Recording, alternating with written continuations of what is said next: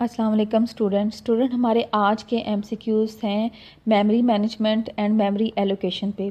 बहुत important MCQs हैं और इनको आप बहुत अच्छे तरीके से अंडरस्टैंड कीजिएगा। अगर आप इनमें से आपको कोई टॉपिक जो है समझ ना आ रहा हो तो मुझे ज़रूर बताइएगा ताकि मैं उसकी डिटेल वीडियो अपलोड कर सकूँ। तो चलते हैं अपने सबसे पहले एमसीक्यूज़ की तरफ। CPU fetches the instruction from memory according to the value of. CPU जो है फैच करता है इंस्ट्रक्शन को फ्रॉम मेमोरी से according to the value of, किस वैल्यू के लिहाज से, तो वो है प्रोग्राम काउंटर। तो प्रोग्राम काउंटर क्या होता है? A program counter is a register in a computer processor that contains the address या location of the instruction being executed to the current time. तो प्रोग्राम काउंटर क्या है? प्रोग्राम काउंटर या program counter ये एक ऐसे रजिस्टर होते हैं जिसमें इंस्ट्रक्शन का एड्रेस जो है वो स्टोर होता है। यानी जिस इंस्ट्रक्शन को सीपीयू ने फैच करना है उसका जो एड्रेस होगा वो पीसी के अंदर होगा, यानी इस रजिस्टर के अंदर होगा। A memory buffer use to accommodate a speed differential is called. Speed के डिफरेंस को कंट्रोल करने के लिए हम लोग कौन सी चीज़ यूज़ करते हैं? वो है कैशे। देखिए, हम लोग ये चाहते हैं कि हम लोग को मेमोरी की जो एक्सेस है वो जल्दी हो, यानी जल्दी चीज़ें फैच हों। तो इसके लिए हम एक ऐसी मेमोरी को इंट्रोड्यूस कराते हैं जिसको हम कैशे मेमोरी कहते हैं। क्योंकि जो मेन मेमोरी होती है वो हमारी स्लो होती है, तो उससे पहले हम एक कैशे मेमोरी को इम्प्लीमेंट कराते हैं। तो जो चीज़ें जो फ्रिक्वेंटली एक्सेस चीज़ें करनी होती हैं हमने, वो हम इस कैशे मेमोरी में रख लेते हैं। तो ये बफर जो है ये स्पीड के फ़र्क को कंट्रोल करने के लिए, स्पीड को कंट्रोल करने के लिए हम लोग कैशे मेमोरी को यूज़ करते हैं। Which one of the following is address generated by the CPU? मेरा ख्याल है ये इतनी दफ़ा हर MCQs मेमोरी मैनेजमेंट के हर MCQs में ये डिस्कस हुआ है। Which of the following is address generated by the CPU? तो CPU जो एड्रेस जनरेट करता है हम उसको क्या कहते हैं? लॉजिकल एड्रेस कहते हैं। Run time mapping from virtual to physical address is done by. जो डायनामिक मैपिंग होती है लॉजिकल एड्रेसेस की या वर्चुअल एड्रेसेस की टू फिज़िकल एड्रेस, वो हमारा कौन सा यूनिट करता है? वो करता है MMU। जैसे कि आप डायग्राम में देख रहे हैं कि CPU जो है वो एक लॉजिकल एड्रेस जो है प्रोड्यूस कर रहा है और MMU के अंदर रीलोकेशन रजिस्टर होता है। हमारा लॉजिकल एड्रेस इस रीलोकेशन रजिस्टर के साथ कंपेयर्ड होता है और प्लस होता है, और फिर जो एड्रेस प्रोड्यूस होता है वो फिज़िकल एड्रेस होता है, उसकी मैपिंग होती है। तो ये तमाम काम जो है ये मेमोरी मैनेजमेंट यूनिट करता है। Program always deal with. जो प्रोग्रामर है या प्रोग्राम्स हैं वो डील करते हैं लॉजिकल एड्रेस से, फ़िज़िकल एड्रेस को वो डील नहीं कर सकते क्योंकि फ़िज़िकल एड्रेस को डील करने का काम MMU का होता है। तो प्रोग्राम्स जो हैं वो हमेशा डील करेंगे लॉजिकल एड्रेसेस को। Operating system maintain the page table. जो ऑपरेटिंग सिस्टम है वो मेंटेन करता है page table for each process. तो जब भी कोई प्रोसेस क्रिएट होगा तो उसका पेज टेबल क्रिएट करेगा ऑपरेटिंग सिस्टम। इस पेज टेबल के अंदर इंफॉर्मेशन होगी पेज नंबर की और उसके क्रॉसबॉन्डिंग फ्रेम नंबर की। Memory fragmentation can be define has. हम मेमोरी फ्रेगमेंटेशन को कैसे डिफ़ाइन करते हैं? The existence of the unusable area in the memory of the computer system. ऐसा एरिया मेमोरी का कंप्यूटर के अंदर जो कि अनयूजेबल रह जाए, जिसको हम इस्तेमाल नहीं कर सकते, इसको हम मेमोरी फ्रेगमेंटेशन का नाम देते हैं। जब भी हम कंटिगुअस मेमोरी एलोकेशन करते हैं तो वहाँ पर हमें मेमोरी फ्रेगमेंटेशन का सामना करना पड़ता है। तो ऐसा एरिया जो अनयूज़फुल रह जाए, जिसमें हम किसी प्रोसेस को वो मेमोरी एलोकेट ना कर सकें, तो वो कहलाता है मेमोरी फ्रेगमेंटेशन। और जब हम मेमोरी फ्रेगमेंटेशन की बात करते हैं तो हमारे पास दो तरह की फ्रेगमेंटेशन आती हैं, इंटरनल फ्रेगमेंटेशन और एक्सटर्नल फ्रेगमेंटेशन। तो अब सबसे पहले हम देखते हैं कि व्हाट इज़ एक्सटर्नल फ्रेगमेंटेशन। तो एक्सटर्नल फ्रेगमेंटेशन क्या है? Enough total memory exist to satisfy a request. कि हमारे पास इतनी मेमोरी है, टोटल मेमोरी हमारे पास इतनी है कि हम एक नए प्रोसेस को दे सकते हैं, लेकिन मसला क्या है? It is not contiguous. ये कंटिगुअस नहीं है, ये एक साथ नहीं है, क्योंकि हम कंटिगुअस मेमोरी एलोकेशन देख रहे हैं जिसमें हम एक प्रोसेस को डिवाइड नहीं कर सकते। हमने उस पूरे के पूरे प्रोसेस को मेमोरी में फ़िट करना है एक ही जगह। लेकिन हमारी जो स्पेसिस हैं वो डिवाइडेड हैं, इसलिए हम उस प्रोसेस को एक जगह पे फिट नहीं कर सकते। हालांकि हमारी जो मेमोरी है, टोटल मेमोरी जो है वो उस प्रोसेस को अकोमोडेट कर सकती है। डायग्राम में इसको अंडरस्टैंड करते हैं। जैसे कि आप यहाँ पे देख रहे हैं कि हमारे पास जो है यहाँ पर तीन प्रोसेस हैं, P1 4 MB का, P2 8 MB का एंड P3 8 MB का। तीन प्रोसेस हैं और जो लास्ट में हमारे पास एक होल जो है क्रिएट हो गया है। ये जो आपको स्पेयर नज़र आ रहा है, ये होल नज़र आ रहा है। और याद रखिएगा कि एक्सटर्नल फ्रेगमेंटेशन जो है वो डायनामिक जो वेरिएबल पार्टीशन है उसके अंदर होती है। तो यहाँ पर हमारे पास डायनामिक पार्टीशन है। तो अब यहाँ पर जो लास्ट में हमारे पास एक होल बच गया है, अगर तो कोई 2 MB का प्रोसेस होगा तो वो इस होल में आ जाएगा, अदरवाइज़ ये होल जो है हमारे पास स्पेयर रह गया है। अब किसी टाइम जो P2 है हमारा प्रोसेस, उसको जाना पड़ गया और उसकी जगह एक नया प्रोसेस एंटर हो गया है जो कि P4 है और वो 5 MB का है। अब जो प्रोसेस P2 था वो तो 8 MB का था और जो न्यू प्रोसेस उसकी जगह आया वो है P4, वो है 5 MB का। तो हमारे पास 3 MB स्पेस यहाँ पर क्रिएट हो गई, यानी 3 MB का एक होल क्रिएट हो गया है। अब अगर आप इस पिक्चर को देखें, ठीक है, अगर आप यहाँ पर देखें तो यहाँ पर आपको दो होल नज़र आ रहे हैं, एक 3 MB का और एक हमारे पास है 2 MB का। तो ये दोनों जो टोटल हैं ये कितने MB के हुए? 5 MB के हुए। अब एक नया प्रोसेस आता है वो है 5 MB का, लेकिन वो इस मेमोरी में अकोमोडेट नहीं हो सकता क्योंकि हमारी जो मेमोरी की स्पेसिस हैं वो कंटिगुअस नहीं हैं, वो फ़र्क से हैं, यानी कि बीच में P3 है। तो इसलिए हम लोग यहाँ पर P5 को फिट नहीं कर सकते क्योंकि एक 3 MB एक 2 MB है। अगर इकट्ठी 5 MB होती तो हम P5 को इसके अंदर फिट कर देते। तो ये जो चीज़ है हमारे पास, इसको हम क्या कहते हैं? External fragmentation. के मेमोरी, टोटल मेमोरी एग्जिस्ट है लेकिन हम अब फिर भी रिक्वेस्ट को फुलफ़िल नहीं कर सकते। What is compaction? कंपैक्शन क्या है? A technique for overcoming external fragmentation. अभी हमने प्रीवियस स्लाइड में एक्सटर्नल फ्रेगमेंटेशन को देखा कि एक्सटर्नल फ्रेगमेंटेशन में क्या होता है कि हमारे पास टोटल मेमोरी स्पेस होती है लेकिन हम फिर भी रिक्वेस्ट को फुलफ़िल नहीं कर सकते। जैसा कि आप यहाँ पर देख रहे हैं कि हमारे पास फ्री स्पेस मौजूद है, 3 फ्री स्पेसिस मौजूद हैं। हम कंसिडर करते हैं ये 2 MB की फ्री स्पेसिस हैं और हमारे पास एक 6 MB का प्रोसेस आता है, तो हम यहाँ पर उसको अकोमोडेट नहीं कर सकते। तो इसके लिए हम कंपैक्शन करते हैं। कंपैक्शन में हम क्या करते हैं? हम P2 और P3 को ऊपर ले जाएंगे और फ्री स्पेसिस को नीचे मर्ज कर देंगे। तो हम क्या करेंगे? P2 को ऊपर ले जाएंगे, P3 को भी ऊपर ले जाएंगे। अब देखें P1 P2 P3 जो है वो कंटिगुअस एक ही, यानी कि ये तीनों अपनी स्लाइडिंगली ऊपर चले गए हैं और नीचे जो है हमारे पास यहाँ पर फ्री स्पेस जो है बन गई है और ये फ्री स्पेस 6 MB की क्रिएट हो गई है। अब एक 6 MB का जो प्रोसेस है वो यहाँ पर आ सकता है। तो इसको हम कहते हैं कंपैक्शन, जिसमें हमने क्या किया? एक्सटर्नल फ्रेगमेंटेशन को ओवरकम करने की कोशिश की और किस तरह की हमने अपने प्रोसेस को की जो लोकेशन है वो चेंज कर दी है। मेमोरी फ्रेगमेंटेशन रिजल्ट इन, जब मेमोरी फ्रेगमेंटेशन होती है चाहे वो एक्सटर्नल हो चाहे इंटरनल हो, तो इससे क्या होता है? पुअर यूटिलाइजेशन ऑफ मेमोरी होती है, यानी कि मेमोरी की सही तरह हम यूटिलाइजेशन नहीं कर सकते, मेमोरी को सही तरह काम पे लेकर नहीं आ सकते।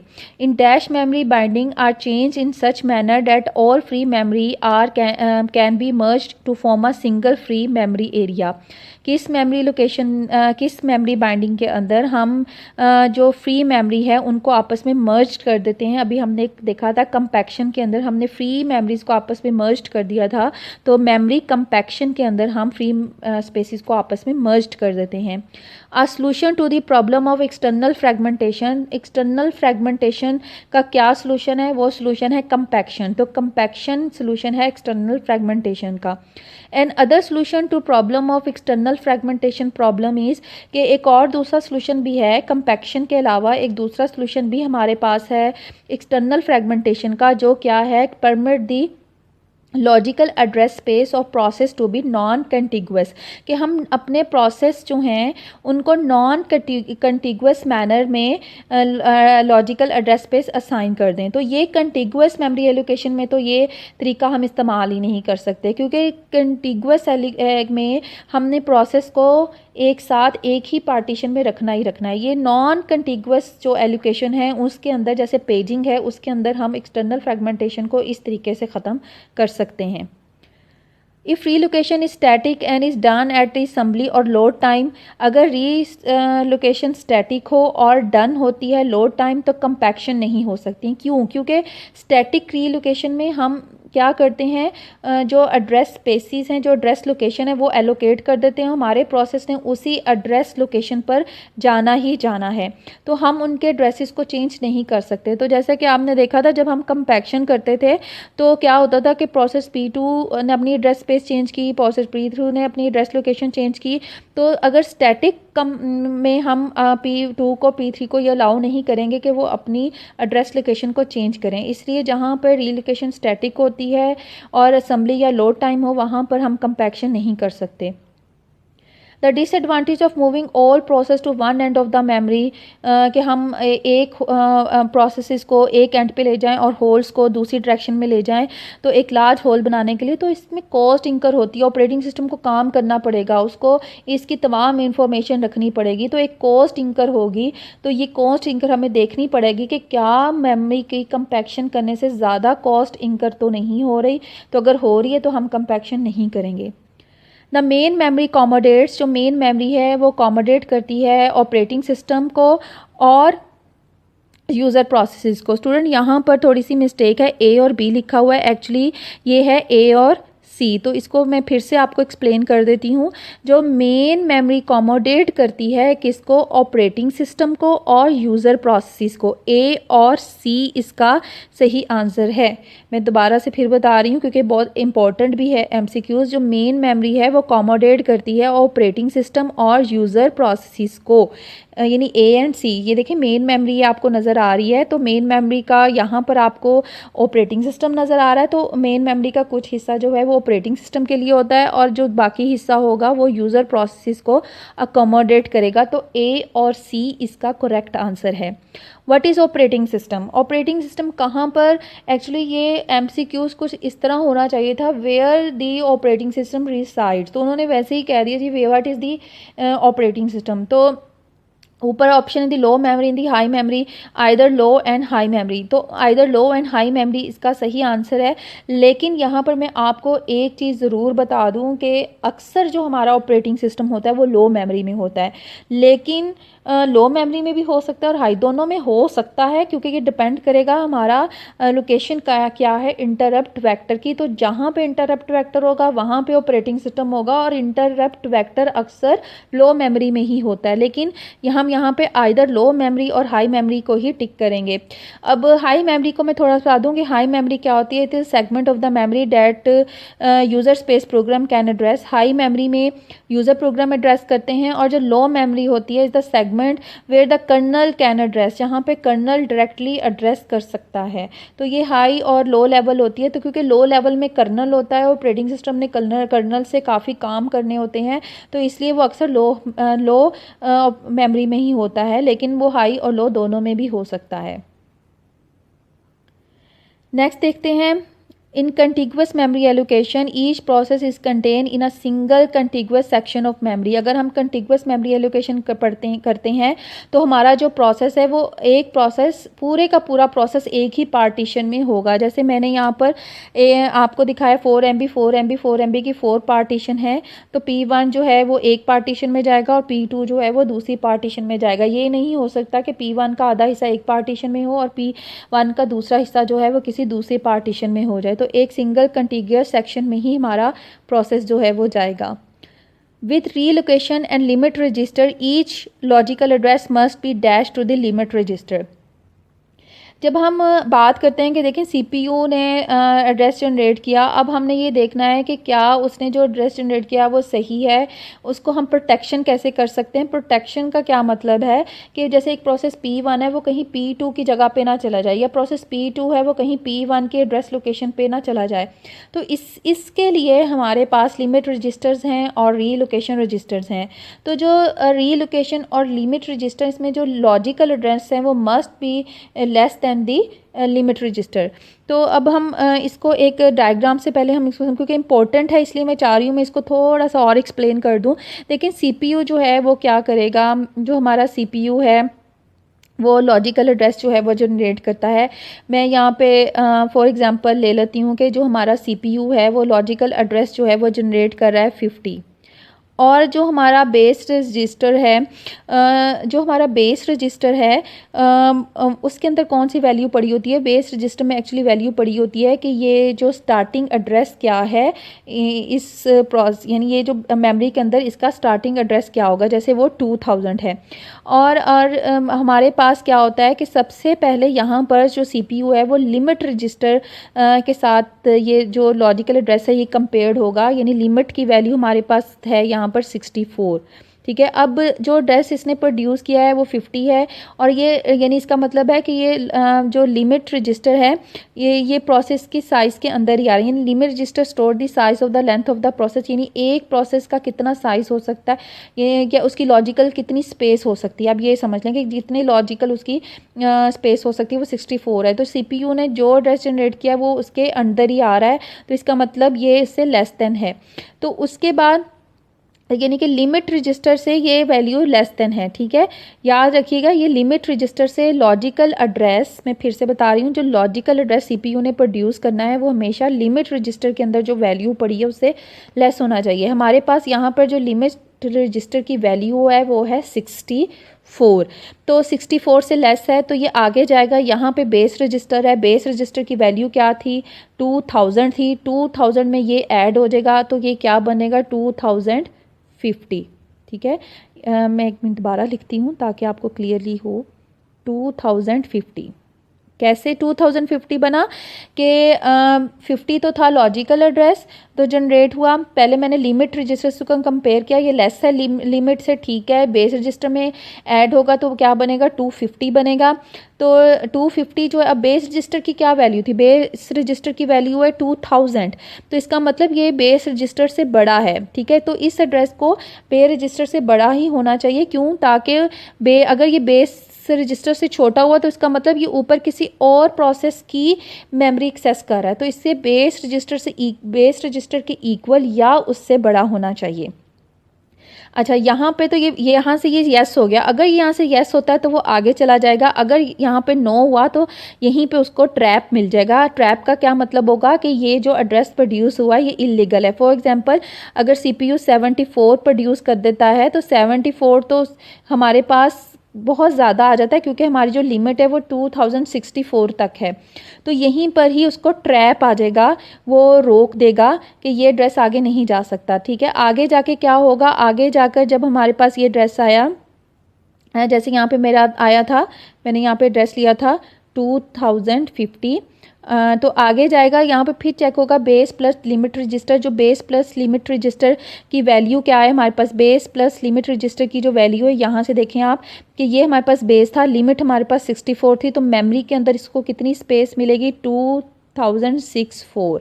ठीक है, ये स्पेस मिली, तो ये लिमिट रजिस्टर से कम होना चाहिए, तो क्योंकि 2050 लिमिट रजिस्टर से कम है तो ये इसका मतलब हमारी मैपिंग सही हुई है, और अगर यहाँ पे एरर आ जाता तो फिर ट्रैप आ जाएगा, तो लेकिन क्योंकि ये मैपिंग सही है तो ये फिज़िकल एड्रेस में चेंज हो जाएगा। तो इस तरह हमारा ये लिमिट रजिस्टर और बेस रजिस्टर जो काम करते हैं। और याद रखिएगा यहाँ पर ये जो है ये हम बेस रजिस्टर को रीलोकेशन रजिस्टर भी कहते हैं। तो हमने देखा with the help of relocation और limit register each logical address must be less than the limit register, तो हमारा जो लॉजिकल एड्रेस है उसको लिमिट रजिस्टर से हमेशा कम होना चाहिए। नेक्स्ट यहाँ पर देखें, नेक्स्ट हमारे पास क्या है कि the operating system and the other process are protected from be modified by an already running process. हम एक ऑपरेटिंग सिस्टम कैसे प्रोटेक्ट करेगा कि हमारा एक प्रोसेस किसी दूसरे प्रोसेस की स्पेस ना ले ले, कैसे? With the help of relocation और लिमिट रजिस्टर, जो कि हमने लास्ट स्लाइड में बहुत डिटेल से डिस्कस किया। With the help of relocation and limit register जो है ये चेक किया जाएगा कि कोई और प्रोसेस जो है वो किसी और प्रोसेस की स्पेस ना ले ले। द रीलोकेशन हेल्प्स इन, जो रीलोकेशन है हेल्प क्या करती है? To protect the address space of the process. वो एक प्रोसेस की एड्रेस स्पेस को सेव करती है कि कोई प्रोसेस जो है वो दूसरे प्रोसेस की एड्रेस स्पेस में ना चला जाए। ये देखें, ये सारा कुछ यहाँ पे कंपेयर्ड हो रहा है, बेस रजिस्टर से कंपेयर हो रहा है, फिर बेस प्लस लिमिट रजिस्टर से कंपेयर हो रहा है, ताकि क्यों कंपेयर हो रहा है? कोई और प्रोसेस किसी और प्रोसेस की जगह ना चला जाए। Transient operating code is code that comes and goes as needed. अब सबसे पहले हम ये समझते हैं what is transient operating code. Student, कभी ऐसा होता है कि कभी कभार ऑपरेटिंग सिस्टम का कुछ ऐसी सर्विसेज या कुछ ऐसी रूटीन्स होती हैं जिसकी हमें ज़रूरत नहीं होती मेमोरी में, तो जब हमें उस कोड की ज़रूरत होती है मेमोरी में तो हम उस कोड को ले आते हैं, और जब नहीं होती तो मेमोरी से उसे वापस भेज देते हैं। तो इस तरह वो कोड आता जाता है, कम्स एंड गोस होता है। तो इस कोड को हम क्या कहते हैं? Transient operating code. तो ये जो कोड होता है क्योंकि कभी आता है कभी जाता है, तो इसकी वजह से ही हमारा जो साइज़ होता है ऑपरेटिंग सिस्टम का ड्यूरिंग प्रोग्राम एग्जीक्यूशन वो चेंज होता रहता है। तो using transient code the size of the operating system during program execution changes, ठीक है, चेंज होती रहती हैं। अब हम नेक्स्ट देखते हैं। When memory is divided into several fixed size partition, जब हम मेमोरी को several fixed size partition में डिवाइड करते हैं तो each partition contain exactly one process। contiguous memory allocation में जब हम मेमोरी को fixed size partition में डिवाइड करते हैं तो हर partition में एक ही प्रोसेस हो सकता है। In fix size partition the degree of multi programming is bounded by, जो फिक्स साइज पार्टीशन है उसमें जो डिग्री है मल्टी प्रोग्रामिंग का मतलब है एक टाइम में मेमोरी में कितने प्रोग्राम या कितने प्रोसेस आ सकते हैं, ये डिपेंड करेंगे हमारी पार्टीशन कितनी है। अगर 5 पार्टीशन है तो 5 प्रोसेस आ सकते हैं, अगर 6 पार्टीशन है तो 6। तो फिक्स साइज पार्टीशन में जो डिग्री ऑफ मल्टी प्रोग्रामिंग है is depend on the number of partition. In internal fragmentation memory is internal to a partition and is not been use. जो इंटरनल फ्रेगमेंटेशन होती है उसके अंदर क्या होता है कि हमारी जो इंटरनल पार्टीशन होती है उसके अंदर एक स्पेस रह जाती है जिसको कोई दूसरा प्रोसेस जो है वो यूज़ नहीं कर सकता। इससे पहले हमने एक्सटर्नल पार्टीशन पढ़ी थी डायनामिक में, जिसमें हमने देखा था एक प्रोसेस के जाने से वो एक्सटर्नल फ्रेगमेंटेशन आ सकती है, लेकिन जो इंटरनल फ्रेगमेंटेशन है ये एक प्रोसेस के आने से आती है अगर उसका साइज़ जो है वो उतना ना हो, कम हो पार्टीशन से, यानी जो पार्टीशन हमने किया उससे साइज़ कम हो। जैसे कि हमारे पास आपको यहाँ पर एक मेन मेमोरी में पार्टीशन हमने किए 4 MB, एक प्रोसेस जो है वो 2 MB का आ रहा है। अब ये 2 MB का प्रोसेस आया तो नीचे जो स्पेस हमारे पास स्पेयर रह गई है वो 2 MB की रह गई है। तो ये जो 2 MB की स्पेस है ये क्या होगी? ये हमारे पास इंटरनल फ्रेगमेंटेशन कहलाएगी, क्योंकि ये जो स्पेस है वो कोई और प्रोसेस यूज़ नहीं कर सकता। तो इसको हम कहेंगे इंटरनल फ्रेगमेंटेशन, जो एक प्रोसेस के आने से हो रही है। एक प्रोसेस के जाने से जो स्पेस रह जाती है वो एक्सटर्नल फ्रेगमेंटेशन में आती है। When the memory allocated to a process is slightly larger than the process, अगर एक प्रोसेस को उसकी साइज से एक मेमोरी से slightly when the memory allocated to a process is slightly larger than the process, यानी प्रोसेस के size से ज़्यादा की मेमोरी में एलोकेट कर दूं तो इससे क्या होगा? इंटरनल फ्रेगमेंटेशन होगी। जैसे हमने पिछली स्लाइड में देखा कि 4 MB स्पेस मैंने 2 MB प्रोसेस को दे दी। Sometime the overhead of keeping track of hole might be, keeping track of hole का क्या मतलब है? हमारा ऑपरेटिंग सिस्टम जो फ्री होल्स हैं उसका ट्रैक रखता है, तो कभी कभार इन फ्री होल्स का ट्रैक रखना ओवरहेड क्रिएट कर देता है ओवर ऑपरेटिंग सिस्टम। तो कभी कभार ये जो होल है क्रिएट करने से हमें ओवरहेड का भी सामना करना पड़ता है, यानी कॉस्ट इंकर करनी पड़ती है। नेक्स्ट हमारे पास हैं dash is generally faster than dash and dash. नीचे हमें फर्स्ट फिट, बेस्ट फिट और वर्स्ट फिट दी गई है। सबसे पहले हमें ये देखना है कि फर्स्ट फिट और बेस्ट फिट और वर्स्ट फिट होते क्या हैं। ये स्ट्रेटजीज़ हैं कि हम कैसे अपने प्रोसेस को जब हम कंटिगुअस मेमोरी एलोकेशन की बात करते हैं तो वहाँ पर किस तरह हम अपने प्रोसेस को फिट करें मेमोरी के अंदर कि हमारी जो इंटरनल और एक्सटर्नल फ्रेगमेंटेशन है वो कम से कम हो जाए। हम इनके अंदर कभी भी रोक नहीं सकते, कम से कम इंटरनल फ्रेगमेंटेशन को हम रोक नहीं सकते, लेकिन फिर भी हम ये स्ट्रेटजीज़ जो हैं वो यूज़ करते हैं। फ़र्स्ट फिट क्या कहती है? फ़र्स्ट फिट स्ट्रेटजी ये कहती है कि अगर कोई प्रोसेस है वो सर्च करेगा उस होल को, यानी हमारा प्रोसेस सबसे पहले उस होल में जाएगा जो उसकी साइज़ से कुछ बड़ा हो, ठीक है, उसके साइज़ से यानी उसके साइज़ से बड़ा हो, ऐसे फर्स्ट होल में जाएगा। देखें डायग्राम से अंडरस्टैंड करते हैं। जैसे कि आपको यहाँ पर एक मेमोरी नज़र आ रही है और इसमें 6 MB 4 MB 8 MB और 13 MB की स्पेस है। तो 3 MB का हमारा प्रोसेस है। तो अगर फर्स्ट फिट की बात करते हैं तो उसमें हमारा जो प्रोसेस है वो ये सर्च करेगा कि उसके साइज़ से बड़ा हो, ठीक है, ज़रा बड़ा होल हो, जो पहला होल उसको अवेलेबल होगा अपनी साइज़ से बड़ा, ठीक है, अपनी साइज़ से बड़ा जो उसको पहला होल अवेलेबल होगा वो उसमें चला जाएगा। जैसे यहाँ पर उसको 3 MB को कौन सा होल बड़ा सबसे पहला नज़र आ रहा है? 6 MB। 6 MB उसको अपनी साइज़ से बड़ा नज़र आ रहा है, इसलिए वो क्या करेगा? वो 6 MB में चला जाएगा। बेस्ट फिट क्या कहता है? बेस्ट फिट ये कहता है कि सर्च करो तमाम मेमोरी को और उसमें जो तुम्हें सबसे अच्छा होल लगे, जो तुम्हारी मेमोरी से बड़ा हो लेकिन ज़्यादा बड़ा भी ना हो, जिसमें तुम बिल्कुल फिट आ जाओ, तुम वहाँ पे चले जाओ। जैसे कि मेमोरी के अंदर में 6 MB 4 MB 8 MB 13 MB की स्पेस है, तो 6 MB 3 MB से बड़ा है, लेकिन वो सर्च करेगा पूरी लिस्ट को और देखेगा और कौन कौन से होल हैं। 4 MB है, 8 MB है, सारे उससे बड़े ही हैं, लेकिन 4 MB का जो होल है उसको वो वहाँ पर जाएगा बेस्ट फिट में, क्योंकि वो उससे बड़ा भी है लेकिन वो ज़्यादा बड़ा भी नहीं है। इससे क्या होगा? उसको पता है कि इससे मेमोरी के एलोकेशन में इंटरनल फ्रेगमेंटेशन कम से कम होगी। तो इसलिए जो बेस्ट फिट है वो क्या कहता है कि स्मॉलेस्ट होल को चूज़ करो, ठीक है, स्मॉलेस्ट होल को चूज़ करना है, मेमोरी को सर्च करके स्मॉलेस्ट होल को चूज़ करना है, लेकिन वो उसके साइज़ से कुछ बड़ा ज़रूर हो, ठीक है। तो यहाँ पर देखें हमारा जो प्रोसेस है वो 4 MB में चला गया, उसने स्मॉलेस्ट होल को चूज़ किया लेकिन वो उसके साइज़ से थोड़ा सा बड़ा है। और जो वर्स्ट फिट है वो कहता है कि पूरी मेमोरी को सर्च करो, पूरे होल्स को सर्च करो और उसके अंदर से वो होल ढूंढो जो तुम्हारी जो सबसे बड़ा हो, जिसमें तुम फिट आ जाओ, वो सबसे बड़ा हो। जैसे वो यहाँ पे प्रोसेस जो है वो पूरा होल जो है वो ढूंढेगा, ठीक है। मेरा जो प्रोसेस जो 3 MB का है वो क्या करेगा? वो पूरा होल सर्च कर रहा है, पूरी होल को सर्च कर रहा है। तो यहाँ पर उसको नज़र आ रहा है कि जो 30 MB है वो सबसे बड़ा है, तो वो क्या करेगा? अपने आप को 13 MB में फ़िट कर लेगा। तो ये 3 स्ट्रैटेजीज़ हम यूज़ करते हैं, worst fit, best fit and worst fit. तो जो फर्स्ट फिट होती है ये फास्टर है बेस्ट फिट से और वर्स्ट फिट से, क्योंकि उसमें उसको ज़्यादा सर्च नहीं करना पड़ता मेमोरी लोकेशंस को, यानी होल्स को सर्च नहीं करना पड़ता। The first fit, best fit and worst fit are strategy to select a free hole from a set of available holes. ये स्ट्रेटजीज़ क्यों बनाई गई कि हम फ्री होल्स जो हमें अवेलेबल हैं उनके अंदर से हम लोग चूज़ कर सकेंगे हमारा जो प्रोसेस है वो किस मेमोरी लोकेशन में जाना चाहिए। External fragmentation will not occur when external fragmentation occur नहीं होगी, no matter which algorithm is used it will always occur. याद रखिएगा एक्सटर्नल फ्रेगमेंटेशन जो है कंटिगुअस के अंदर, मैं कंटिगुअस यहाँ पे कंटिगुअस मेमोरी एलोकेशन की बात हो रही है, हम एक्सटर्नल फ्रेगमेंटेशन को रोक नहीं सकते चाहे हम कोई सा भी एल्गोरिथम यूज़ कर लें।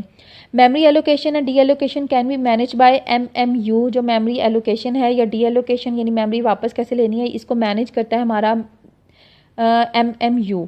In which of the following memory allocation memory is wasted if we overestimate the size or process may not operate correctly if we underestimated size। अगर हम किसी प्रोसेस के साइज़ को सही तरह से एस्टिमेट ना कर सके और हम उसे एक बड़ी मेमोरी एलोकेट कर दें, तो ये किस मेमोरी एलोकेशन स्कीम की प्रॉब्लम है? ये है स्टैटिक मेमोरी एलोकेशन, जिसे हम जो हमने पढ़ा था फिक्स पार्टीशन जो थी, it is the example of static memory allocation.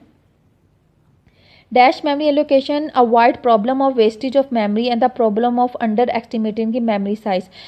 कौन सी ऐसी मेमोरी एलोकेशन है जो इस प्रॉब्लम को सॉल्व करती है, जिसमें हम अंडर एस्टिमेटिंग मेमोरी साइज की प्रॉब्लम को सॉल्व कर सकते हैं? वो है डायनेमिक मेमोरी एलोकेशन, जिसमें हर जो प्रोसेस आएगा वो जितना उसका साइज़ होगा उसके मुताबिक उसको वो अपना साइज़ के मुताबिक वो मेमोरी में फ़िट हो जाएगा।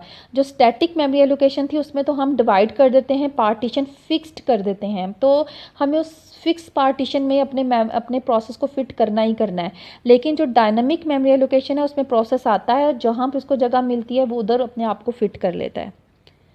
In dash memory allocation incurs the overhead of memory allocation action performed during operation। तो वो डायनामिक है, क्योंकि डायनामिक में बाइंडिंग की ज़रूरत पड़ेगी उसको, तो वहाँ पे इसको ओवरहेड इंकर करने पड़ सकते हैं। Dash is generally called a translator. Compiler और असम्बलर को हम ट्रांसलेटर भी कहते हैं, क्योंकि ये सिंबॉलिक कोड्स को ट्रांसलेट करता है इनटू एब्सोल्यूट कोड। जब मैंने एड्रेस बाइंडिंग पढ़ाई थी तो वहाँ पर ये बहुत डिटेल से हमने डिस्कस किया था।